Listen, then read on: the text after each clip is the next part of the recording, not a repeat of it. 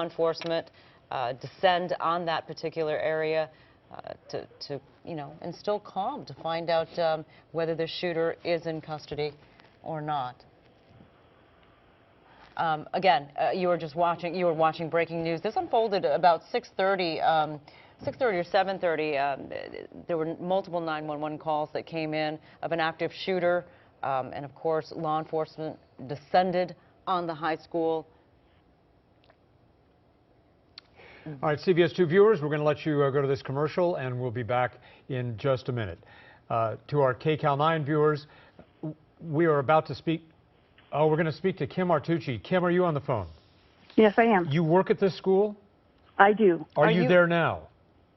No, they've sent us home. Tell us what. Okay. Oh, I'm sorry, Sharon. I'm sorry, go ahead. Tell us what happened. I pulled up about 5-6 minutes after 7 this morning, and the school at that point is pretty empty. Oh. Yeah, school doesn't start until 7:36, 7:40, so the school's pretty empty at 7 o'clock. I got there about 7:05, and an actual parent or somebody that doesn't work there was kind of directing traffic, telling people that there was an active shooter.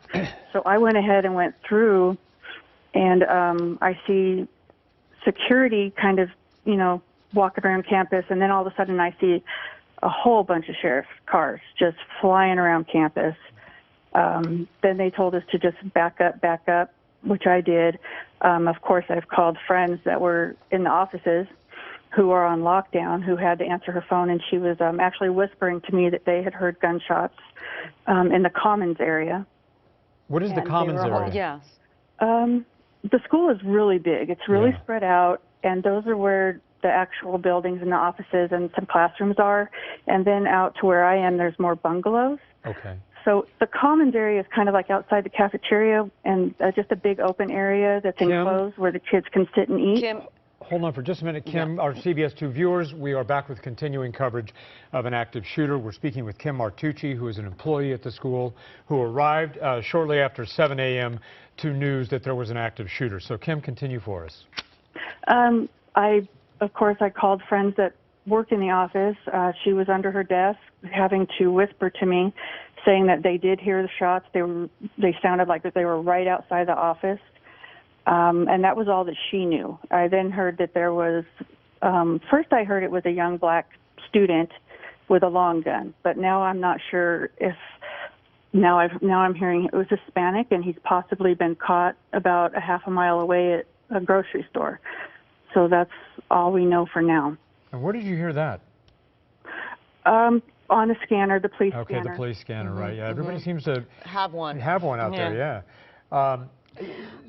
So you said shots. That's plural, right? Did you hear anything about a person being hit? No, I didn't. Not until a little while later on a Facebook scanner page where other people are listening to other scanners said that somebody had actually would you brought hold that thought for a second? CBS viewers, we'll be right back. Couldn't say anything. All right.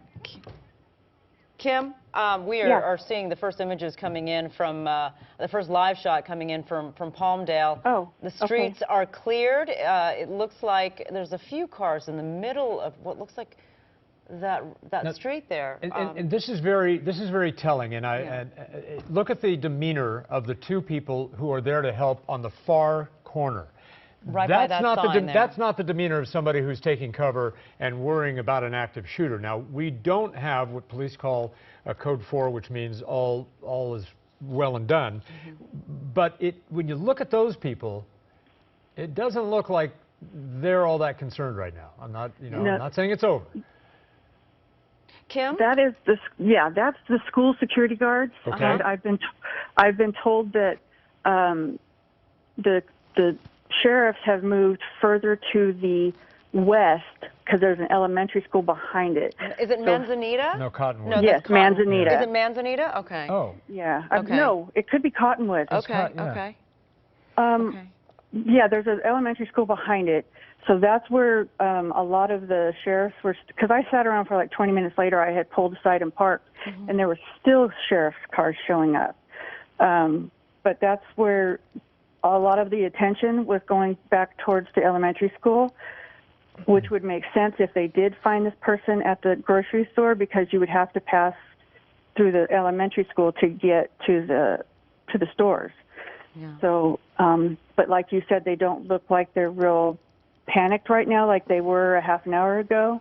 Half an hour ago, it was total chaos. Yeah. And you're seeing exactly what last person we talked to, Cindy Conley, said she was doing when we called. A lot of people in Palmdale praying for the safety of those students and the safety of the officers responding. Kim, you mentioned that you had arrived there just after 7 o'clock. So what you're saying is that the students aren't even there yet, right? There's very few students there. Yeah, how about faculty or other school employees? The only ones that are really there are office employees. Most of the other staff don't start showing up until 7:15, 7:30. So the school is pretty empty at that time. So students start to arrive. Thankfully, students start to arrive about 7:30, right? Is that what you're saying? About 7:15, 7:20. Okay. Okay. Wow. Wow. Kim Martucci, we thank you so much for speaking with us. You're welcome. And for passing along information that is speaking to her colleagues at the school. You can understand the fear from the teacher she spoke to, who was under her desk, saying that it sounded like the shots, plural shots, were fired right outside the office. There were multiple shots. Multiple shots. Did it sound like it was coming from an automatic weapon? All right, we have. They didn't say. Okay, Cindy, thanks so much. We do have to wrap up our coverage. We want to encourage you to stay tuned here on KCAL 9 News. Also, CBS 2 News. Keep either station on. If anything changes or happens, we will break in as soon as possible and let you know. You'll get the latest information here from the CBS 2 KCAL 9 newsroom. But for now, this is Jeff Michael along with Sharon Tay. We're going to send you back to your regular programming. Keep your fingers crossed and your prayers said for all of the people on that campus. This has been a KCAL 9 News special report. We now return to our regularly scheduled programming.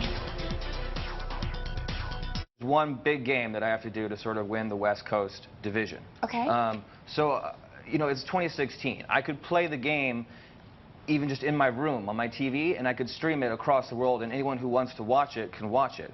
Oh, wow. This is really sophisticated. Right. All right. So I asked him, can I please do that? Because it is an intense matter. There is a lot of money on the line. I'd like to